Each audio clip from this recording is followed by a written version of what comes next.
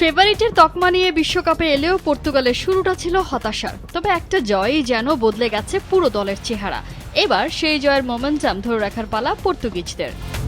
কে গ্রুপে নিজেদের শেষ ম্যাচে মাঠে নামছে পর্তুগাল। সামনে নকআউট নিশ্চিত করে আত্মবিশ্বাসের চূড়ায় থাকা কলম্বিয়া। তবে দুই দলের জন্যই আবহাওয়া চ্যালেঞ্জ, মায়ামির অসহ্য গরম। প্রথম দুই ম্যাচ জিতে গ্রুপের শীর্ষে কলম্বিয়া, 1 ড্র আর 1 জয়ে 2-এ পর্তুগাল। টেবিলের চূড়ায় থেকে নকআউটে যেতে জয় ছাড়া বিকল্প নেই রোনালদোর পর্তুগালের। বিশ্বমঞ্চে প্রথমবার লড়ছে দুই দল। ম্যাচের আগে পর্তুগাল দলের সবচেয়ে বড় স্বস্তি রোনালদোর ফর্মে ফেরা। 2018 বিশ্বকাপের পর আর টানা 2 ম্যাচে গোল পাননি CR7।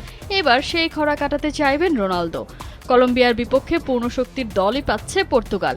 রবের্তো মার্তিনেজের সম্ভাব্য 4-2-3-1 কৌশলে আক্রমণ ভাগের নেতা রোনালদো, বলের যোগান দিতে আছেন ব্রুনো ফার্নান্দেজ আর জোয়াও ফেলিক্স।